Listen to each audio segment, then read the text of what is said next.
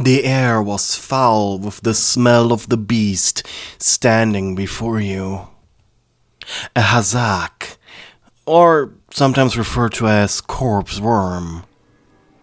It had the appearance of a snake, starved to the point its countless ribs pushed against its tight, scaly hide. It had 2 slender arms with sickle-like claws with 4 digits. Its mouth covered in thick, whale-like teeth looking like serrated spear tips. Hazaks fed on corpses, using their teeth to rip through any flesh as well as crush bones. The smell came from the monster's throat. They collected corpse gas inside a balloon-like growth at the tip of their tails, which are used to disorientate attackers, either through the odor alone or by being blown directly into one's face. This was a small one, about the size of a cockatrice, and sadly for you, you had intruded on the monster's territory. You stood in the hallway, staring the creature down, its snake tongue quickly and curiously shooting out of its mouth as it was picking up your scent. There usually were 3 outcomes for a hazak encounter, 2 of which ended with either the hazak or its target dying. The third was if the target escaped. These monsters remembered smells they picked up with their tongues, and they had very good memory to make sure, should the interloper ever return, they would not be able to leave a second time. Thankfully, these moments of memorizing could be used by less skilled adventurers to simply flee, as until the monsters fully learned their scent, it would not attack first. Still, you took your combat stance, placing your hand on the hilt of your longsword. The monster's eyes constricted, and a split second later, it shot its body forward. Yet, as embarrassing as it was, your fight with the creature ended in a bloody draw. Your sword buried deep in its flesh after you managed to almost gut it, as it choked the life out of you with its unbelievably toxic breath. The lifeless bodies of the both of you, however, were eventually discovered by a strange posse. A tall man, a half-foot, a dwarf, and an elf. These 4 had been on a quest to save the tall man's sister deep within the bowels of the dungeon, while also dining on the various creatures they encountered, mostly due to lack of funds. The group had encountered a different group of dead adventurers a while ago. However, they chose to simply place protective charms on their bodies for the corpse gatherers to find and resurrect. However, considering you were not only alone but also quite deep in the dungeon, they had decided to use the elf's magical prowess to resurrect you on the spot and rest. You hadn't died for that long anyways, and due to the nature of the dungeon, in binding one's soul to a person's body, making resurrection incredibly easy, your awakening was swift. Though still knocked out, the elf for a couple hours due to exhaustion. Opening your eyes after dying was strange. Of course you had died before, but this was different. Last time you did, it felt like you were flying, soaring through the sky while completely blind. It felt freeing as well as quite scary. And it was almost saddening being in your body again, but this had been like lying awake with your eyes forced closed, feeling the pain you felt the moment you passed on endlessly, over and over again. It was maddening. When you awoke, you lied there for a moment. Did it work, Marcel? You heard the curious voice of a man. Of course it did! You raised a finger to announce that, in fact, you were back alive. Oh, thank the gods, muttered the female voice, exhausted. Just a moment, you mumbled. You were groggy. Everything was spinning. You rubbed your eyes and stretched your back. Until crack. Oh yeah, that felt good. You groaned, finally looking around. First, you looked at the posse that saved your life. Aside from the dwarf who was sitting in front of a campfire with a pot on top, everyone was staring at you. Interested who you were. After all, you looked quite unusual. You had caramel brown skin and purple eyes and beautiful black hair. Your own eye started from the tall man to the elf to the half-foot, and just as the silence was about to become awkward, the tall man leaned forward. "Did the hazak kill you?" Perplexed, you blinked. "Laios! That's not something you ask someone who just got resurrected." Where's your party? Did you manage to get down here all alone?" asked the half-foot, as the elf berated the tall man named Laios. You nodded. "Wait, really? All alone?" he shouted, his large ears wiggling with curiosity. "Wait, what?" The elf stared at you in disbelief. "That's so cool! Are you like born without fear, or was this a self-deletion attempt? What did you encounter? How did you go so far down? And..." The elf punted the knight in the head. "I'm sure she is going to tell us." "On that note," said the dwarf suddenly, as he looked up from the pot, "what's with those strange weapons you're carrying? I've never seen such craftsmanship." This is when you finally noticed your sword had been lying on the ground next to you.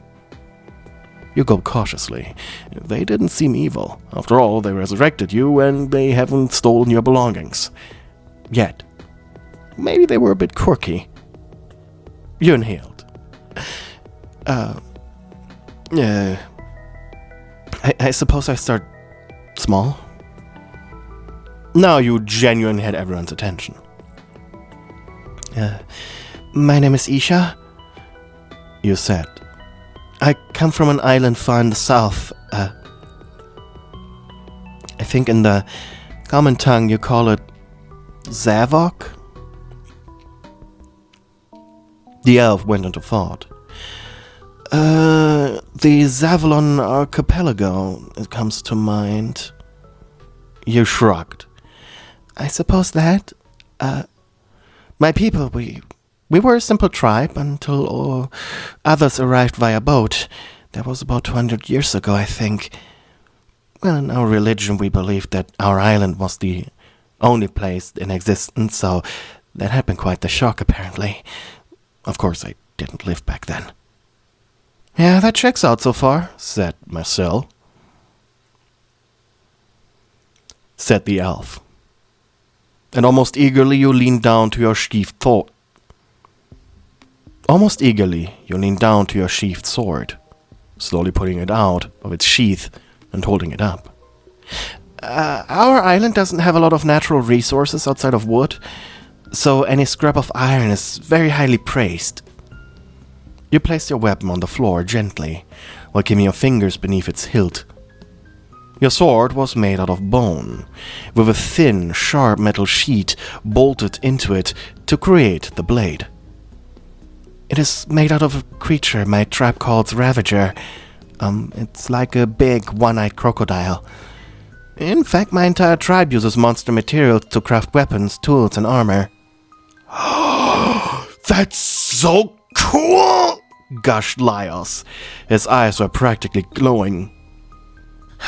Well, looks like we resurrected just the right person for you, huh? Commented the elf sarcastically. So like you make your weapons out of monsters, your tools, your clothes. What else? Do you eat them too? You scratched the back of your head. I mean, sure. Due to the scarce resources on my island, wasting food or materials is considered a sin. Well, then you will hopefully enjoy today's meal, Miss Isha, shouted the dwarf with a jolly voice. And the elf sighed. Yeah, we are having that stinky snake thing. Whoop-de-doo. Almost immediately you went over to the dwarf with a big smile. Oh, what are you making with him? Seeing your immediate excitement, Laios stepped next to you with just the brightest of grins, as you studied the dwarf's way of preparing the corpse worm. The others introduced themselves. The tall man, Laios, you already deducted. The half-foot was named Chilchak. The elf Marcel, and the dwarf went by Senshi. Senshi especially took a liking to you, as the cut you made on the monster's belly, the cut that inevitably killed it, was just deep enough to ease the gutting process, making it child's play. He had used a belt to tightly squeeze the corpse gas balloon shut to prevent the camp from smelling foul. Senshi was turning the monster into a hearty meat stew, even if the snake's meat was a little stringy. It smelled delicious, even had some fresh veggies in it. Absolutely delectable. We got those from some golems I'm keeping. That's impressive. I know, right? Senshi told us the golems naturally give the plants a perfect growing bed, as the taking care of themselves also takes care of the vegetables. That's even more impressive. Perhaps learning how to create golem cores and bringing them to your homeland would be gratefully beneficial. As the meal was served, you were told the story of the group, where they came from and what they were doing here. Hearing about the tragedy of the cleric fallen was quite relatable, and so you stayed with them for the night. Marcel was tired from your resurrection anyways, and needed some sleep. Not like she would be useful until then. So it was all quite convenient. It was quite late, but you couldn't sleep. Senshi was lying in a way that he was snoring directly in your face, and it was just loud enough for you to be uncomfortable after some time. So you laid down on your side towards the fire with open eyes, noticing that Laios was currently on fire duty. He was chewing on some leftover meat stew, and eventually he noticed you staring. Without saying anything, he gave you an inviting smile. Your eyes shifted to the fire, and after a while, you got up, crawling over to the bedrolls until you managed to sit down next to Laios. For a while, you just sat there until...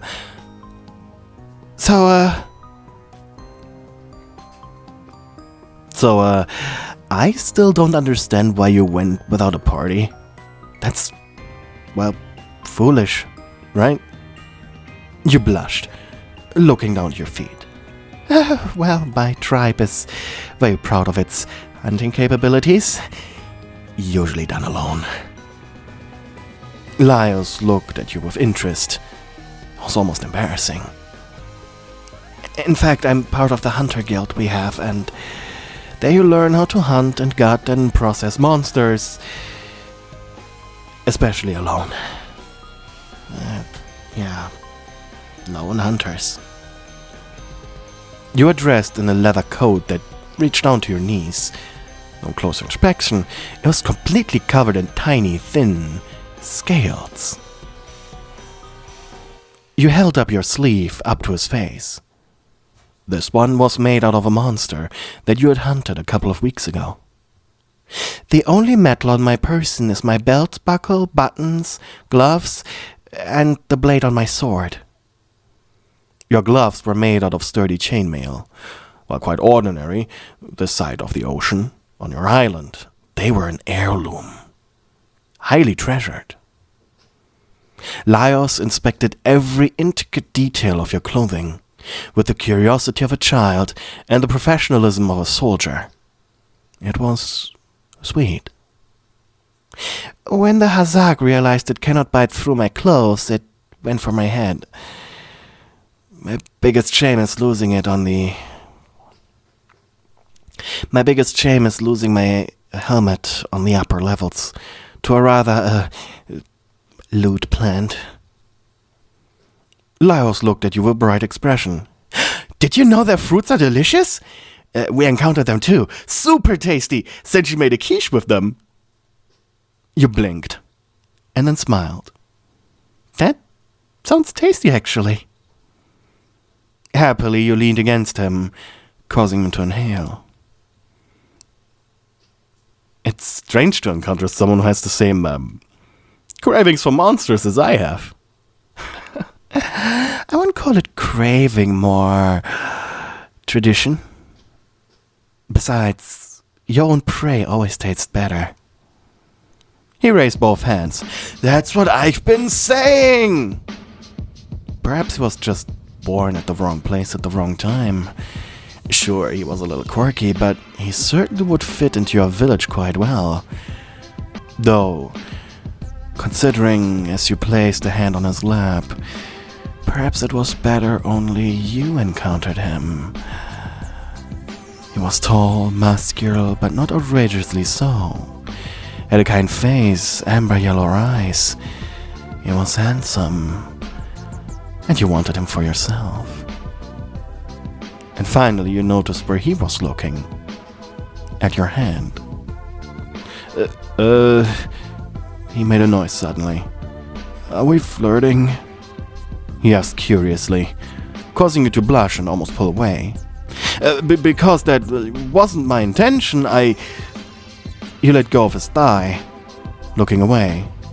I'm sorry, I thought maybe... Sorry.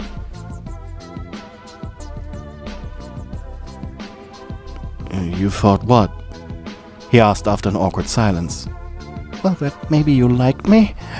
Oh, I do, he said. I just... He scratched the back of his head. Farland is more the one to talk with people and explain to me how people think, and when I think, they're usually weird things, I've been told. I see. Another silence followed, this time a little more desperate feeling. I mean, I didn't mind it, he said eventually. And finally, you curiously looked up at him. I was merely saying it was my intention to flirt, but I didn't mind you being this close, and I didn't mind you flirting if we were flirting, and You leaned up to look him in the eyes by leaning on his shoulder. Laios, you purred, and he blushed hard as his gaze moved from your lips to your eyes back to your lips. You exhaled gently. Laios, you have my permission to kiss me if you want. His body shook as if bitten by a beetle. His face a mix of anxiety as well as anticipation and happiness. Farland told me it's wrong to pick up girls in a dungeon. Technically, I'm the one who started it. Plus, it is wrong if they don't like you back. I like you, Laios. You chuckled, and finally, you closed the distance.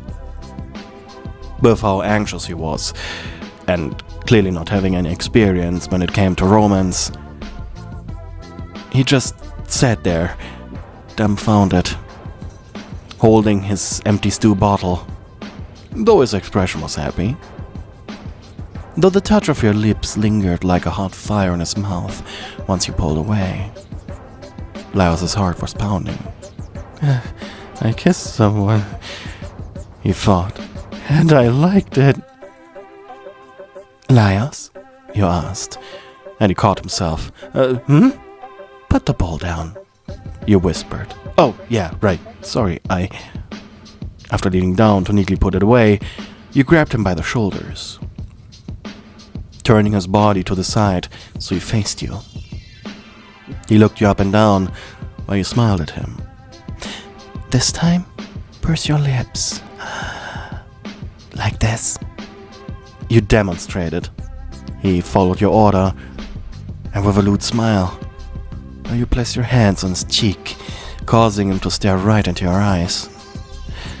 Open your mouth just a little, okay? A quiet little smack came from his lips as he did so. And then you went for it, kissing him right on his lips. You were soft, surprisingly so. He grunted as he felt your embrace, and his eyes opened wide when you pushed your tongue through the small opening of his mouth.